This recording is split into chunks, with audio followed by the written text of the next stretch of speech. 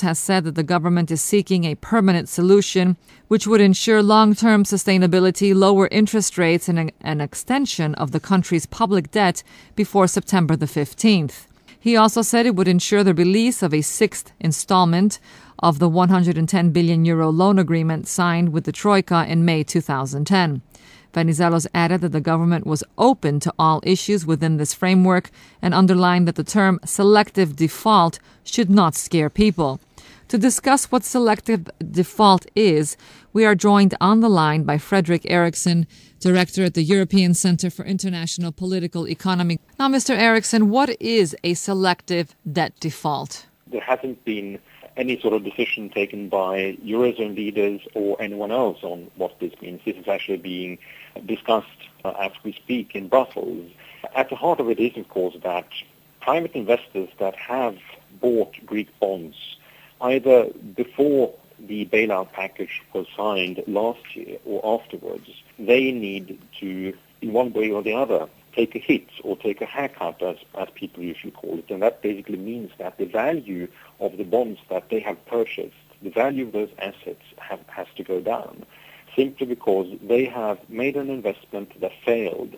And the only reason for why the investment still has a value is that Eurozone leaders, so Eurozone countries and the IMF have decided to bail out Greece and to maintain the value of these bonds.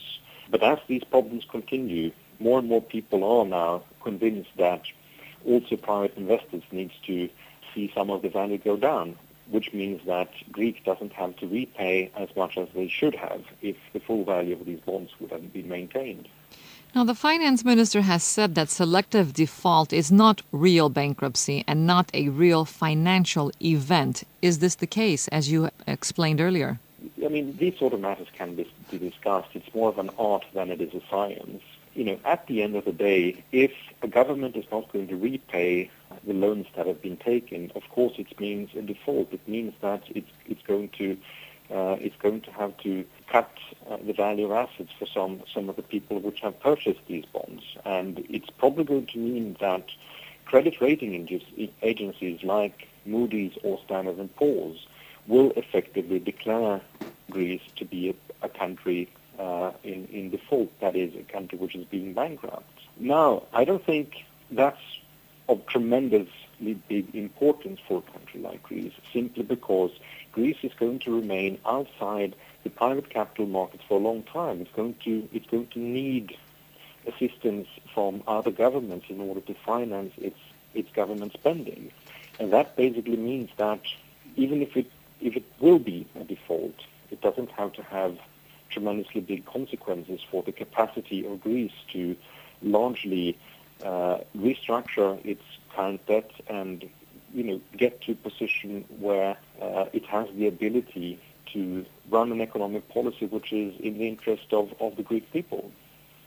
The European Union leaders are poised to hold an emergency summit at the end of this week. It's not for sure if it's going to be held, but after the finance ministers acknowledged for the first time that some form of Greek default may be needed to cut Athens' debts and to stop contagion spreading to Italy and Spain. So this seems to be their main concern.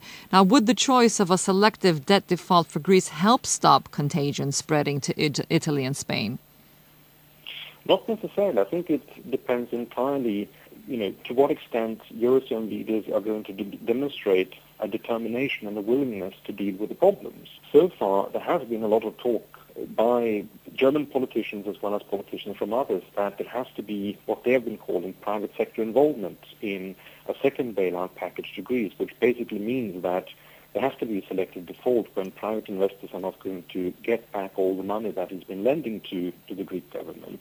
But the problem right now is that the financial markets are looking at Eurozone leaders and see that they are jumping from one position to another without having a very clear, comprehensive idea how to, in the first place, solve the problems in Greece, and in the second place, avoid that these problems are going to spread to other Eurozone countries which also have financial and fiscal difficulties for the moment. So I think for the time being, and what we're going to see in the run-up to this potential Eurozone summit later this week, is that markets will continue to be very suspicious about the ability and the capacity of Eurozone political leaders to deal with the problems they have right now. And until they deal with those problems, we're going to see that market problems are going to spread to other countries without any sight of seeing a much more calmer market reactions to Eurozone policies.